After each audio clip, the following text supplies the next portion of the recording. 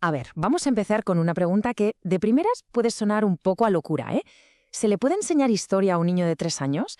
Quédense con esa pregunta en la cabeza, porque la respuesta, ya les adelanto, es mucho más sorprendente y reveladora de lo que parece. Pero ojo, para llegar a esa respuesta, primero tenemos que entender algo mucho más de base, ¿no? ¿Cómo aprenden los niños a convivir? Porque, como vamos a ver, las dos preguntas están íntimamente ligadas. Y es que todo empieza aquí, en el aula, que no es solo un sitio para aprender las letras y los números, no, es un microcosmos de la sociedad. Es el primer lugar donde un niño negocia, comparte y aprende las reglas más básicas de la vida en comunidad. Vale, pues vamos con el primer punto clave. Esta urgencia de aprender a vivir juntos desde que somos bien pequeños. Es que a veces se nos olvida, pero la misión de la escuela va mucho más allá de enseñar a leer o a sumar. En el fondo, es como un campo de entrenamiento para ser ciudadanos, ¿verdad? Un espacio donde la convivencia, el diálogo y el respeto se practican cada día. No es algo que solo se quede en la teoría. Muy bien, el objetivo está claro. Pero, ¿y las herramientas? ¿Cómo lo hacemos? Y aquí es donde la cosa se pone de verdad interesante, porque la respuesta, ya les digo, no es la que uno esperaría. A ver, pensémoslo un momento, la historia, la geografía, la filosofía, no son solo esas asignaturas a veces un poco áridas. Son, en realidad, herramientas potentísimas para construir empatía. Nos permiten entender de dónde venimos, cuál es nuestro lugar en el mundo y, lo más importante, cómo conectar con los demás para construir algo en común. Y para conseguirlo, hay un concepto que es fundamental: la alteridad. Vale, sí, la palabra suena un poco técnica, pero la idea que hay detrás es súper sencilla y muy potente. Es la capacidad de reconocer y respetar al otro, a esa persona que no es como yo. Es que es el pilar sobre el que se construye cualquier comunidad sana.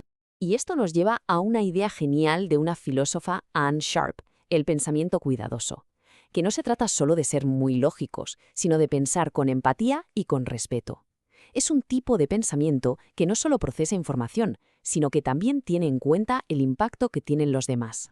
Y con todo esto, volvemos a la pregunta del principio, ¿se acuerdan? Si la historia es tan poderosa para enseñar a convivir, ¿por qué esperamos tanto para empezar a enseñarla? ¿Por qué ha llegado el momento de desmontar un mito que está súper extendido? Claro, la objeción que sale siempre es esta. Conceptos como el pasado o el cambio a lo largo del tiempo son demasiado abstractos para niños tan pequeños. Pero, ¿de verdad es así? Y ojo, que esta idea no ha salido de la nada. Durante décadas, un montón de teorías psicológicas nos decían que había que esperar a que el cerebro madurara para poder enseñar historia. Y claro, esa idea caló hondo en cómo se organizan los coles. ¿Pero qué pasa? Pues que la investigación más reciente nos dice algo totalmente distinto. La respuesta a si los niños pequeños pueden entender la historia es un sí rotundo. Así de claro. Y esto no es una opinión, ¿eh? Hay estudios detrás. La investigadora H. Cooper nos da un marco clarísimo. El pensamiento histórico a estas edades no va de memorizar fechas, no. Va de desarrollar 3 habilidades clave. La primera, comprender el paso del tiempo y el cambio. La segunda, interpretar lo que pasó. Y la tercera, que es alucinante, empezar a sacar conclusiones a partir de fuentes, casi como si fueran pequeños detectives del pasado. Es increíble. Entonces, ¿cuál es la clave de todo esto? Pues que el límite no lo tienen los niños, para nada. El verdadero reto lo tenemos los adultos. Está en cómo elegimos lo que enseñamos y sobre todo en la creatividad que le pongamos a los métodos que usamos. Vale, ya sabemos que es posible. Genial. La siguiente pregunta es obvia. ¿Y esto cómo se hace? ¿Cómo lo llevamos al día a día del aula? Pues mirad, los principios son la base de todo. No se trata de soltarles un rollo teórico. El aprendizaje tiene que ser un juego, tiene que nacer de su propia curiosidad y, por supuesto, conectar con su mundo. Y algo fundamental, no es solo tarea del profesor. Las familias son una pieza esencial en este puzzle. Claro, esto exige un cambio de chip total. Un cambio de roles radical. El profesor ya no es esa persona que tiene todas las respuestas. Se convierte en un guía que acompaña en el descubrimiento. Y el niño deja de ser un receptor pasivo para ser el protagonista absoluto de su propio aprendizaje. Y ahora vamos a lo más chulo, a la parte más emocionante. ¿Cómo se ve esto en la práctica? ¿Cómo le damos vida al pasado en una clase de infantil? Bueno, pues las posibilidades son infinitas y súper creativas, de verdad. Aquí nos olvidamos de los libros de texto de toda la vida.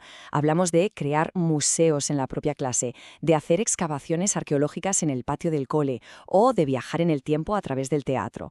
El motor de todo es siempre la acción y el descubrimiento. Por ejemplo, una de las actividades que es una pasada es la cápsula del tiempo. Aquí, cada niño investiga su propia vida. Sus fotos de bebé o su primer juguete ya no son simples objetos, se convierten en auténticas fuentes históricas. Aprenden a ser historiadores de la persona que más les importa, ellos mismos. Y claro, no podemos olvidarnos del juego. Es que el juego es su lenguaje. Y el teatro. El teatro es una herramienta increíble.